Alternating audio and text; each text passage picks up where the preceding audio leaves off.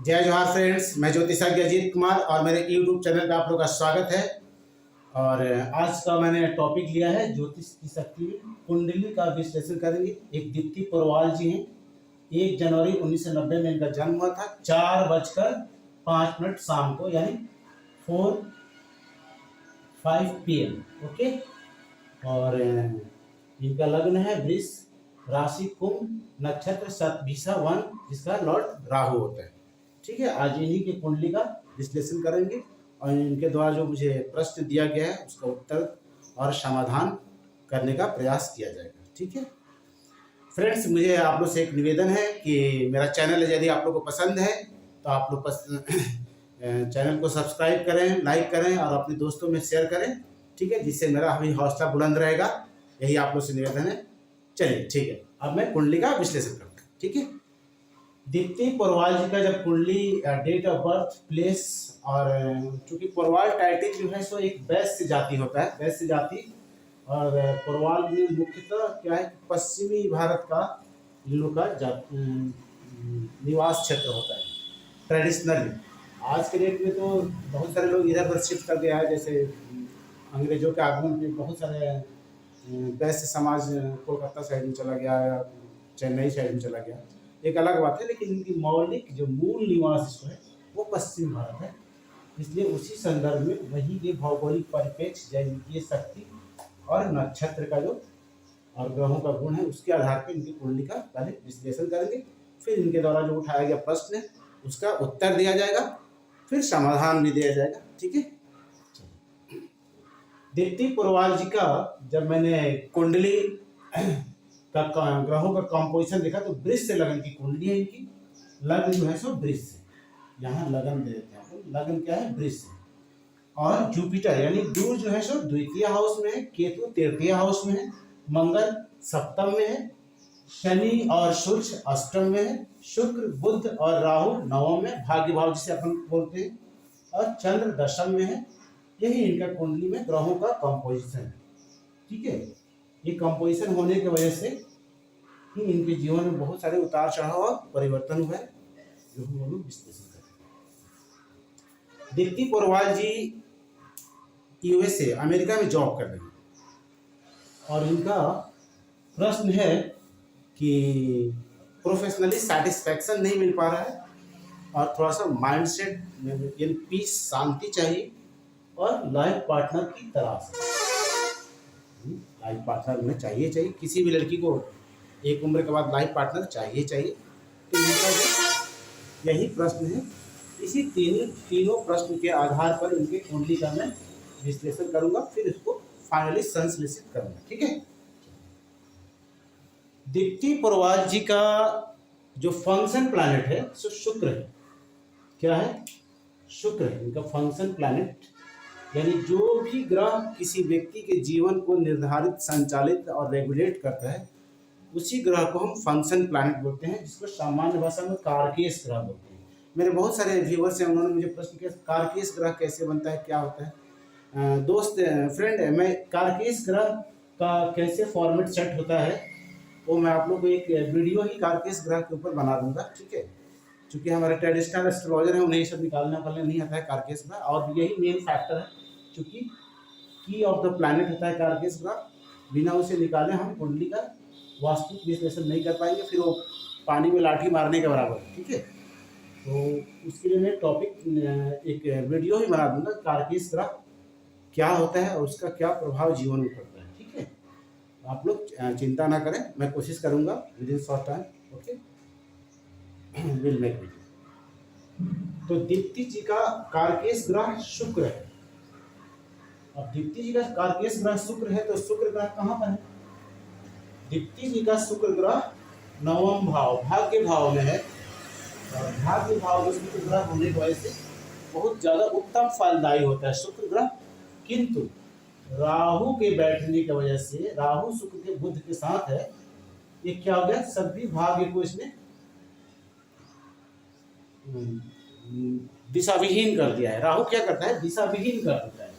यानी भाग्य साथ तो दिया, लेकिन भाग्य साथ के बाद क्या हुआ, दिशाविहीन कदम इंसान जीवन में उठा लेता है। ठीक है, यही राहु ग्रह की मूल प्रवृत्ति है। किसी इंसान का कोई दोस्त नहीं होता है, ग्रहों के कंपोजिशन के आधार पर उसकी एक्टिविटीज होती है।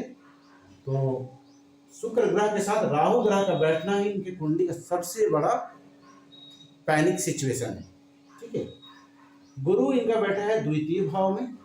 गुरु का द्वितीय भाव में बैठने का तात्पर्य यह हुआ कि धन भाव जिसे बोलते हैं, और गुरु की पांचवी दृष्टि छठे भाव में होता है, और सप्तम दृष्टि शनि और सूर्य के ऊपर है, और नवम दृष्टि दसम भाव पे है। तो इसलिए दीप्ति पुरवाल जी का जो जॉब है वो हमेशा मोटा मोटी ठीक रहता है, यानी इनका प्रोफेशनल सेक्टर काफ़ी अच्छा है, क्योंकि चंद्र की स्थिति कुंभ राशि में है। कुंभ राशि में क्या होता है कि इंसान थोड़ा सा पैसे कमाने की ज़्यादा ही चेष्टा करता है, उसे सफलता भी मिलती है, क्योंकि कुंभ राशि और चंद्र भी है। और चंद्र में सबसे बड़ी बात है कि जुपिटर गुरु की नवम दृष्टि इसके ऊपर है। चंद्र और गुरु की नवम दृष्टि की वजह से कर्म भाव में इनको गज केसरी योग बन गया है। गज केसरी यानी प्रोफेशनल फील्ड में बहुत ही उत्तम लाभ मिलेगा, किंतु बट टर्म्स एंड कंडीशन क्या हो गया है, कुछ निगेटिव भी होता है। इतना अच्छा पॉजिटिव है, यानी गुरु गज केसरी योग बनता है तो आज के डेट में किसी बहुत बड़े कॉर्पोरेट हाउसेस की ये ऑनर होती है, लेकिन कॉर्पोरेट हाउसेस में जॉब क्यों कर रही है? तो due to that reason Shani का तृतीय दृष्टि कहाँ हो गया है? कर्म भाव में, चंद्र भाव में। यानी शनि बोलता है कि आपको कर्म करना है, यानी एज ए वर्कर रहना है, न कि ऑनर बनना है। फिर मंगल का फोर्थ दृष्टि, मंगल ने क्या किया? उसे और ज्यादा संघर्ष में कर दिया, यानी स्ट्रगलिंग फेज में डाल दिया। यानी दीप्ति जी का जो जॉब है सो उतार चढ़ाव के साथ रहेगा, क्योंकि सफलता, उत्तम सफलता के बाद भी इनके जॉब में उतार चढ़ाव रहेगा ही रहेगा। इसका निवारण है, लेकिन सबसे पहले हम इसका विश्लेषण कर लेते हैं कि कुंडली का क्या फैक्टर होता है। ठीक है, और यही मंगल का सप्तम दृष्टि। अब मंगल का चंद्र के ऊपर फोर्थ दृष्टि की वजह से मानसिक रूप से लड़की बहुत परेशान हो जाती है कभी कभी, क्योंकि शुक्र कारकेश होने की वजह से दिमागी तौर पर लड़की ठीक है, क्योंकि शुक्र जो होता है सो दिमाग का मालिक होता है, यानी शुक्र वाली लड़कियां बहुत ज्यादा तेज दिमाग चलाती है। लेकिन चूंकि मंगल की दृष्टि इसके ऊपर आ गई है तो कभी कभी दिमागी रूप से हलचल, दिमाग में बहुत सारे अनयूजुअल एक्टिविटीज की तरफ उसका दिमाग को डाइवर्ट करने का कोशिश मंगल ग्रह करता है। ठीक है, और शुक्र के साथ राहु होने की वजह से दिशाविहीन भी कर देता है, ये भी सच्चाई है। और मंगल ग्रह का अष्टम दृष्टि गुरु के ऊपर, यानी धन भाव में भी स्ट्रगल करा देता है। स्ट्रगल का तात्पर्य हो गया, गज केसरी योग एक नेचुरल बना हुआ है, गज केसरी योग को प्राप्ति नहीं हो रहा है और वहां जाने के लिए आपको स्ट्रगल करना पड़ा, इस सेंस में स्ट्रगल है, ना कि ब्रेड एंड बटर की समस्या नहीं है। क्योंकि गज केसरी योग है, लाइक 100 रुपया आपको कुंडली में दिया गया है, ठीक है, तो 30 रुपया शनि ले गया, 10 रुपया मंगल ले गया, 40 रुपया माइनस हो गया, 60 तो बचा ना, ऐसा थोड़ा कि बिल्कुल जीरो हो गया। तो ये सब इनकी समस्या है। अब ओवरऑल हम कुंडली भी देखते हैं कि ओवरऑल कुंडली में क्या सार बनता है ग्रहों का। तो ग्रहों का सार इनका बनता है प्रथम भाव। प्रथम भाव में सभी ग्रह की शक्तियां विद्यमान है। कैसे है बता रहा हूं। अब आप लोग देखिए, यहां से गुरु की नवम दृष्टि चंद्र के ऊपर, शनि की तृतीय दृष्टि चंद्र के ऊपर, मंगल की चतुर्थ दृष्टि चंद्र के ऊपर। फिर चंद्र क्या कर रहा है, यहां से अपनी सप्तम दृष्टि उठाकर यहां ला दे रहा है सबको। आपको देखा होगा यहाँ पे ला रहा है ना, यहां ला दिया इसने चंद्र के द्वारा। अब यहां आने के बाद एक फैक्टर और आपको दिखेगा, क्योंकि राहु बकरी होता है, तो राहु क्या किया, राहु की पंचम दृष्टि पंचम भाव पे उल्टा चलता है, वक्री दृष्टि कहां चला गया, पंचम भाव पे, पंचम भाव पे गया, और शनि की दसम दृष्टि यहां पर, और फिर राहु सबको पलट के नवम दृष्टि वक्री दृष्टि यहां लेकर आ गया। यानी ओवरऑल सभी ग्रहों का जो सार तत्व है लगन। दैट मीन्स जब तक इनके जीवन में इनका विवाह नहीं होगा तब तक इनके जीवन में सुख शांति समृद्धि नहीं आएगी, चाहे जॉब के सेक्टर में गज केसरी योग ही क्यों ना बना हो और शुक्र कारकेश लड़की ही क्यों ना हो, सबसे पहले इस बच्ची को राहु दोष निवारण करना अति आवश्यक है। राहु इसका जो कारकेश प्लैनेट है, जो फंक्शन प्लैनेट है शुक्र, उसके साथ राहु बैठा हुआ है और यहाँ से विवाह को लेकर मंगल ग्रह रोक रहा है, जिसको हम सामान्य भाषा में वैदिक ज्योतिष में मांगलिक भी बोलते हैं, ठीक है। लेकिन मंगल ग्रह यहाँ प्रॉब्लम कर रहा है, यही चीजों का हमें दोष निवारण करना है कि आखिर कैसे होगा। अब यहाँ देखना बहुत जरूरी है कि मंगल को कंट्रोल कौन कर रहा है। मंगल ग्रह को कंट्रोल कर रहा है जुपिटर। कैसे? यहाँ पर मंगल चौथे में जा रहा है, दसम में, और ये नौ में। यानी एक सामान्य स्टेटमेंट है ज्योतिष का कि गुरु ग्रह की दृष्टि जहां भी होती है, खासकर नवम दृष्टि, उसका दोष निवारण उस भाव का हो जाता है, ठीक है। तो गुरु ग्रह के माध्यम से ही इनके जीवन में सभी प्रकार का दोषों का निवारण होगा, क्योंकि गुरु ग्रह मंगल के माध्यम से प्रथम हाउस में है और सभी ग्रहों का जो शक्ति का सार है वो यहाँ पर है, प्रथम भाव में। तो गुरु ग्रह ही इनके जीवन को एक जिसको क्या बोलते हैं, सुख शांति और समृद्धि दे। अब गुरु ग्रह आएगा कैसे? हम लोग वो जो टीवी में देखते हैं वैसे गुरु ग्रह नहीं आएगा। गुरु ग्रह आखिर कैसे आएगा? इनके लिए सबसे बड़ा प्लस पॉइंट क्या है कि शुक्र कारकेश कन्या है और शुक्र कारकेश कन्या का बायोलॉजिकल ऑर्गन्स का कंपोजिशन बृहस्पति कारकेश पुरुष के साथ ही होता है। यानी इसका दोष निवारण के लिए इनको बृहस्पति कारकेश पुरुष के साथ विवाह करना पड़ेगा। बिना बृहस्पति ग्रह के एंट्री के इनके जीवन में सुख शांति और समृद्धि नहीं मिलेगी, इतनी अच्छी कुंडली होने के बावजूद भी। मैं अभी बाद में आगे बताऊंगा उसका क्या है। सबसे पहले इनका दोष निवारण। मैं आपने बहुत सारे वीडियो में बताया है कि मंगल ग्रह का जो पावर ऑफ टाइम है वो 24 साल से लेकर 47 साल तक होता है और दीप्ति जी का उम्र अप्रॉक्स 34 के आसपास है। तो यानी मंगल ग्रह काफ़ी प्रबल है और उसका पावर ऑफ टाइम चल रहा है। तो पावर ऑफ टाइम चलेगा तो मंगल ग्रह तो यानी आपका काम सफल नहीं होने देगा। तो काम सफल नहीं होने देगा उसके लिए मंगल ग्रह का दोष निवारण के लिए मंगल का मंत्र करना है। मंगल का मंत्र मैंने बताया भी है, धरणी गर्भ शंभुतम विद्युत कांति संप्रभम कुमारम शक्ति हस्तम तम मंगलम प्रणमाम्य हम। एक मंगल का मंत्र 21 मिनट डेली करें, ठीक है। उसके बाद मंगल की देवी होती है माँ काली। माँ काली का लाल मिर्च और घी के साथ हवन करें। क्रीम कालिकाय फट स्वाहा 108 बार ये करेंगी पंचमी को। अदरवाइज वीकली करना है तो मंगलवार को कर सकती है और महीना में एक बार करना है तो शुक्ल पक्ष के पंचमी को। इनके पास 3 ऑप्शन है। यदि वीकली करना चाहते हैं तो मंगलवार को मंगलवार करें। यदि चाहते हैं 15 दिन पर करने के लिए तो कृष्ण पक्ष के पंचमी और शुक्ल पक्ष के पंचमी। अगर फिर भी चाहते हैं कि नहीं एक ही बार करना है तो सिर्फ कृष्ण पक्ष के पंचमी करेंगे तब भी काम बन जाए, ठीक है। मंगलवार को उपवास करें। लड़की बहुत धार्मिक है तो फास्ट करती है तो इस लड़की को मंगलवार को उपवास भी करना चाहिए, ठीक है। यह 3 काम जो है सो 3 मंगल को रोकने के लिए 3 चीजें काफी है। यह काम कर लेंगे तो इनका मामला बन जाएगा। अब शुक्र के साथ अरहा, शुक्र के साथ क्या है, मंगल का एक और है, ये अमेरिका में रहती है। तो अमेरिका में हडसन नदी है, हडसन नदी के पास मंगल का पावर होता है। तो हडसन नदी के पास जाकर अगर उन्होंने मंगल की पूजा किया, यूएसए में, अमेरिका में हडसन नदी है, पूर्वी अटलांटिक महासागर में उसका वो होता है देन फाइनली डिस्चार्ज होता है। तो हडसन नदी के किनारे यदि दीप्ति जी ने मंगल का पूजा किया और वहाँ पर 3 दिन रहा तो मंगल दोष निवारण इससे हो जाएगा, ठीक है। ये मंगल दोष निवारण का। दूसरा राहु सबसे ज़्यादा इम्पोर्टेंट है। अब राहु की शक्ति कौन होती है? माँ छिन्नमस्तिका जो होती है, इसे राहु की शक्ति होती है। माँ छिन्नमस्तिका का आखिर अमेरिका में माँ छिन्नमस्तिका का स्थान कहाँ मिलेगा? इंडिया में तो अपन बता देते हैं, अमेरिका में मिलेगा, ऐसा नहीं कि नहीं मिलेगा, अमेरिका में भी है।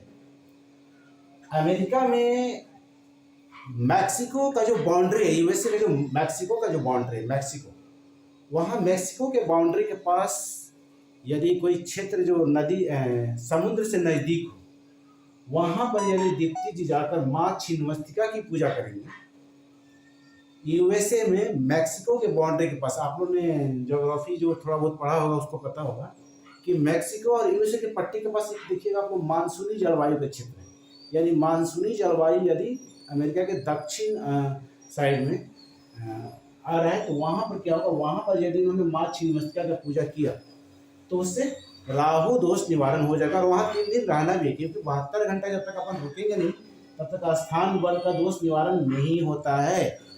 ग्रह और स्थान दोनों फैक्टर बन जाता है और वहाँ 3 दिन 72 घंटा रुकने के बाद ही जाकर ग्रह का दोष निवारण होता है। ठीक है दीप्ति जी, ये काम कर लीजिएगा। दूसरा क्या है कि मकर राशि में शुक्र और राहु बैठा हुआ है, यानी यहाँ पर आपको देखिए एक 11 रत्ती का क्या है, कितना 11 रत्ती का फायरिंग ओपल, 11 रत्ती का क्या करना है, फायरिंग ओपल धारण करना है, 11 रत्ती का फायरिंग ओपल। ठीक है, वैसे दीप्ति जी बहुत पैसे वाली हैं तो आप चाहें तो 3.25 कैरेट का डायमंड प्लेटिनम में, देखिए 11 रत्ती का फायरिंग ओपल सिल्वर में, जो थोड़ा कम पैसे वाले लोग हैं ये कर सकता है। जिसके पास ज़्यादा पैसा है वो क्या करेगा, 1.25 रत्ती या 3.25 रत्ती का डायमंड प्लैटिनम में left hand index finger, ladies के लिए क्या है left hand index finger, left hand index finger में क्या करना है इनको 11 रत्ती का फायरिंग ओपल ऑस्ट्रेलिया ब्रांड का सिल्वर में पहनना है, और अथवा 1.25 रत्ती का डायमंड अथवा 3.25 रत्ती का डायमंड प्लैटिनम में लेफ्ट हैंड इंडेक्स फिंगर में धारण करना है। ठीक है, यह काम यदि इन्होंने किया तो मामला बन जाएगा। और आगे क्या है, दीप्ति जी को बृहस्पति कारकेश पुरुष के साथ यथाशीघ्र विवाह कर लेना चाहिए, नहीं तो मंगल और राहु लाइफ को इतना पैनिक कर देगा कि बहुत ज़्यादा समस्या हो जाएगी। मंगल राहु क्या करता है कि आपको दिशा विहीन कर देता है, राहु क्या करता है दिशा विहीन कर देता है। अब दीप्ति जी क्या है, पहले कैलिफोर्निया में रहा करती थी, तो कैलिफोर्निया में बता रही थी बहुत अच्छा समय था। फिर दीप्ति जी क्या की कि फ्लोरिडा शिफ्ट कर गई। अब यहाँ यदि आप लोग अमेरिका का मैप देखें तो ये है कैलिफोर्निया का एरिया और ये है फ्लोरिडा। फ्लोरिडा विशुद्ध रूप से मंगल शनि राहु के क्षेत्र में पड़ जाता है। यहाँ पर क्या किया, जब वो कैलिफोर्निया में रहा करती होंगी तो कोई राहु टाइप का किसी मित्र से मुलाकात हो गई और उस मुलाकात के बाद क्या होगा, वो दिशा विहीन कर दिया होगा, फिर ये फ्लोरिडा आ गई। ठीक है, क्योंकि राहु क्या करता है, राहु का यदि आप लोग मंत्र जानते होंगे तो एक शॉर्ट मंत्र है, ओम भ्राम भ्रीम भ्रम शाह राहुवे नमः। अब इसमें क्या हो जाता है कि वो भ्रम क्रिएट कर देता है, आपको लगता है कि आपका लाइफ यहाँ फ्लोरिडा में, लेकिन ऐसा नहीं, क्योंकि शुक्र वाली लड़कियों को बृहस्पति का क्षेत्र स्थान वर और बृहस्पति कारकेश पुरुष ही ठीक से रख सकता है, क्योंकि बाकी लोग उसको ठीक से हैंडल कर नहीं पाता है। बहुत सॉफ्ट प्लैनेट वाली लड़कियां होती हैं, हैंडल करता नहीं और उसके लाइफ में क्या हो जाता है, बहुत सारे प्रॉब्लम खड़ा हो जाते हैं। ठीक है, तो कैलिफोर्निया बृहस्पति का क्षेत्र है और यहाँ इनको अगर बृहस्पति पुरुष कोई लड़का मिल गया उससे विवाह करेंगे तो फिर लाइफ बल्ले बल्ले हो जाएगा। और मंगल और राहु को अगर इन्होंने साथ लिया तो जॉब में गौज केसरी योग बन जाएगा। ये एक बहुत बड़ी किसी कॉर्पोरेट कंपनी की ऑनर तक बन सकती है। ठीक है दीप्ति जी, ये है आपके जीवन का सार तत्व बता दिया। दूसरी बात जो सबसे ज़्यादा महत्वपूर्ण है, यदि आपने मंगल कारकेश लड़का से शादी किया तो जीवन में इरोजन क्षरण आएगा ही आएगा, कभी भी अकाल मृत्यु, क्योंकि उसका ऑब्वियसली विवाह हो रहा है तो शादी होगा तो बायोलॉजिकल ऑर्गन्स आपस में कंपोज करेगा। मंगल के बायोलॉजिकल ऑर्गन्स क्या होगा, आपको अकाल मृत्यु की तरफ सूचित करेगा।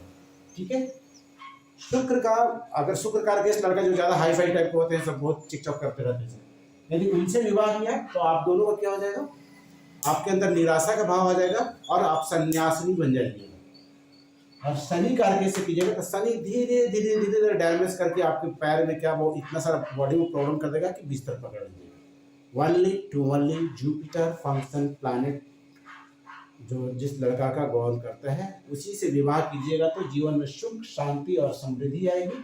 ठीक है, और दीप्ति जी का महादशा है शनि का और शनि बैठ गया अष्टम में, यानी शनि क्या कर दिया, यहाँ रोल प्ले कर दिया। अष्टम क्या होता है, सप्तम से विवाह होता है और अष्टम से फिजिकल इंटरेक्शन का सुख मिलता है। शनि यहाँ क्या किया, फिजिकल इंटरेक्शन के लिए डिले कर दिया और इसको कौन रोक पाएगा, गुरु, क्योंकि शनि के तृतीय हाउस भी दशम में है और गुरु की नवम यहाँ पर दशम में है, और फिर मंगल सबको यहाँ पर लगन में लेकर चला जा रहा है।